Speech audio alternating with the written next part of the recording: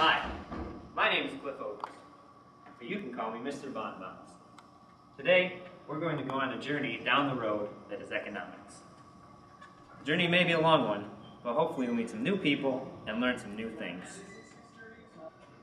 In order to begin our journey down the road of economics, we should probably figure out what economics actually is. And what's the best way to do that? By asking someone else. Let's see what some of these people have to say.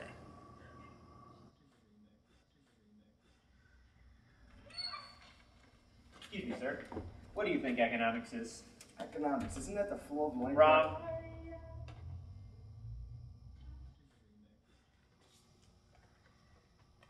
You, sir.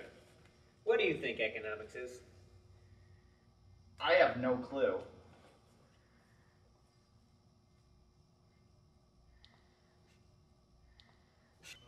Hey, what do you think economics is? I don't know, but if I give you $1, will you go away?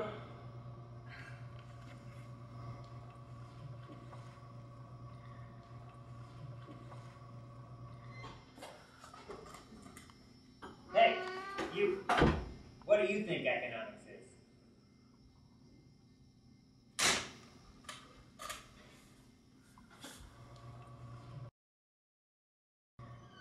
Here's where we encounter our first problem when discussing economics. People don't even know what economics is, and they're expected to be active participants in its functioning. To further prove my point, I back my smack talk with some statistics compiled by Mary Suter and Bonnie T. Mazzeros.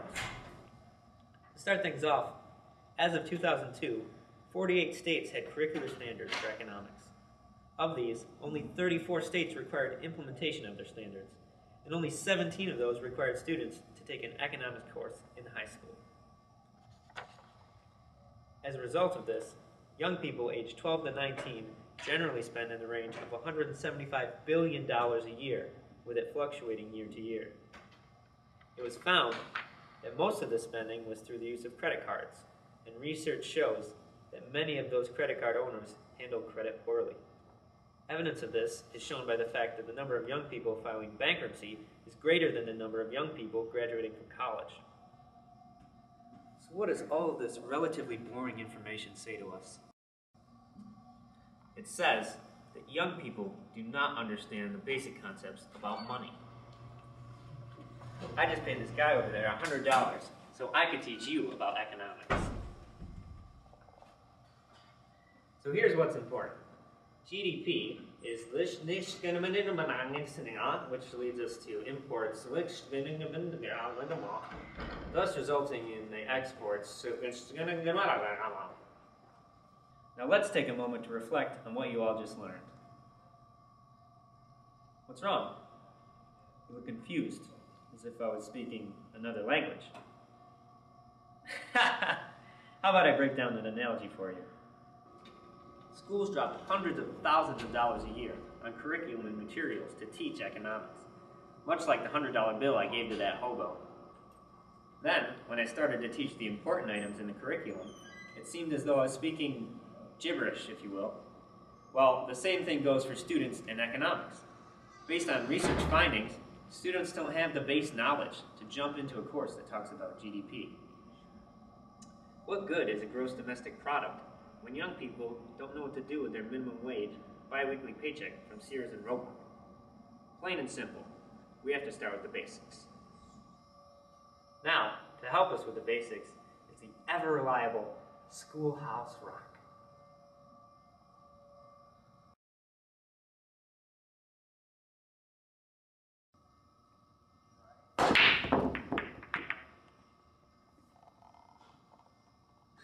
Boy, that was a really fun video. They always seem to get me in the right place. And did you like your activity? I know they worked hard on it. In case you're still wondering, economics is the study of decision-making in the context of limited resources.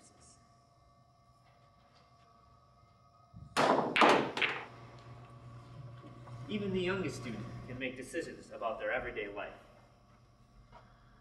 For example, what to eat, what clothes to wear,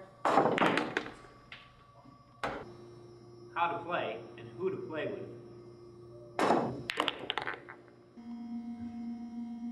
when to go to the bathroom, how to spend their money.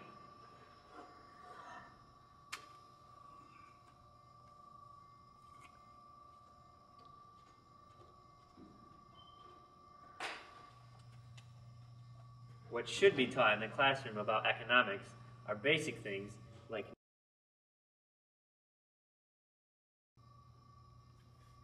Now please take a moment with your groups to try and think of some ways to teach this in the classroom.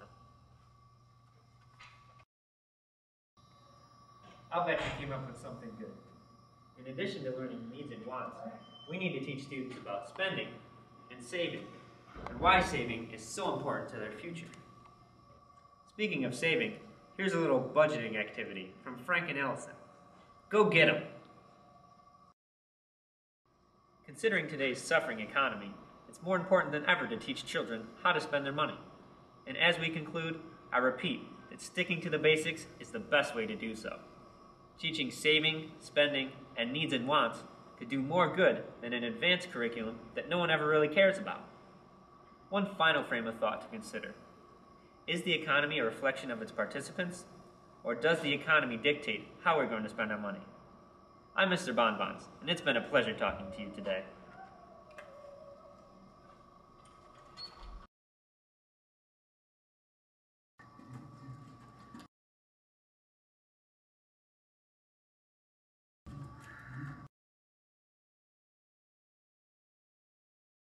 Okay, end it and smile.